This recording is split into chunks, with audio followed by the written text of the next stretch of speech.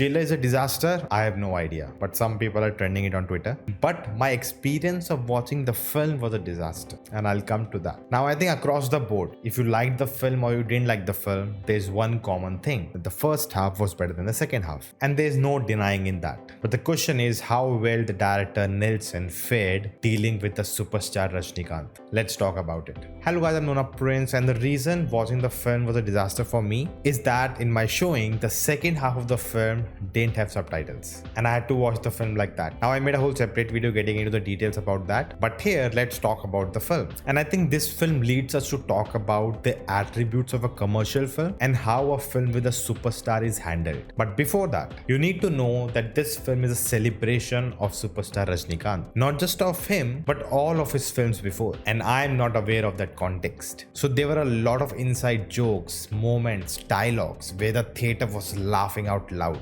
but I had no clue. And I could decipher it. It's a reference to some old film or something related to Tamil pop culture that I'm not getting but everyone else is. I know that no subtitle in the second half where Mohanlal's entry is, which thankfully I got to see, but with no context what was happening. Definitely overall I understood the story. I think it was easy to follow knowing the first half, but all those small dialogues, jokes and all, nothing was, I could understand. And it's actually not the first time this has happened to me. I actually saw Pushpa, the whole film in Telugu without subtitles. I've been through a lot.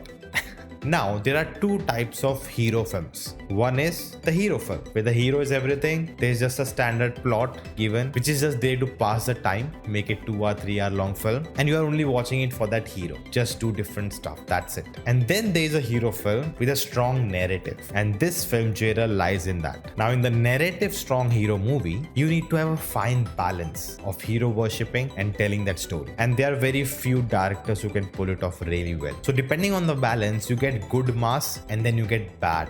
Not bad, average mass. Now in good mass, the narrative is driving you to a point where you feel wow, where you feel that high of a commercial film. And it is definitely delivered by the hero, but through the means of the narrative. Now on the other side, in average mass, the high, that feeling, is derived from the hero doing something on screen. It's a cool entry shot, or it's a cool moment for the hero, it's a slow-mo for him, the background music comes in. It may or may not have anything to do with the narrative, but it's cool moment because of that actor. And of course for fans that is enough. But that mass is not that fun and appealing compared to the narrative mass. Okay, too much mass. And Jailer keeps oscillating between the two throughout the film. The first half has more narrative mass, whereas the second half has more hero mass. For the general public, mass is mass. For the fans, they are enough. They just want that mass. But to call it a great film, a great mass commercial film, you need to be consistent with that narrative. And I think this has been an issue in Tamil cinema with the young directors working with these big superstars. These new directors are bringing different stories, different narratives, but they're unable to balance it with the stardom. And I think the only person who has done it really well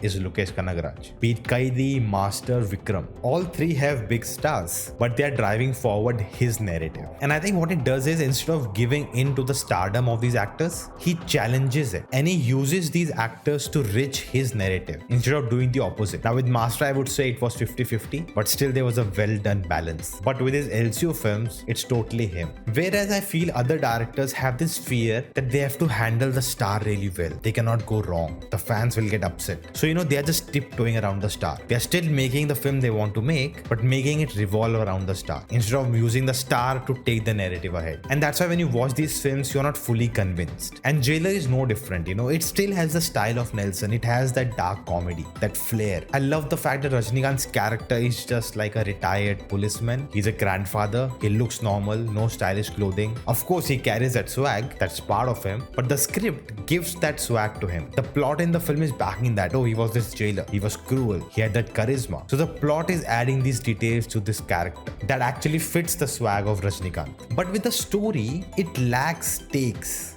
rising tension. And even when the film does it well, Rajinikanth's stardom undoes it all because there's a lack of limitation on his character. The plot is limiting him. He can just get the villain, everything will be done within 5 minutes. That's his character. That's what he can do. But the plot stretches it. Yeah, okay, you have to do that and then this and then this and then this and finally you defeat the villain. But his character doesn't have any limitation. And because of that, you feel like, why I'm watching such a long film? You should have done all of it in the beginning itself. What was stopping the hero to defeat hate the villain in the beginning. I think in Dr. Nelson did a great job because there was no baggage and pressure of making a superstar film. There, the hero's character was very well defined. But here, there's a character and then there's Rajinikanth. And there's a constant struggle between them throughout the film. I feel the story had a lot of potential. I really liked so many beats. Definitely the ending twist. Such a different way to end the film. So, all those elements were there. It's just that instead of being a great commercial movie, instead they went to make a good superstar Rajinikanth film.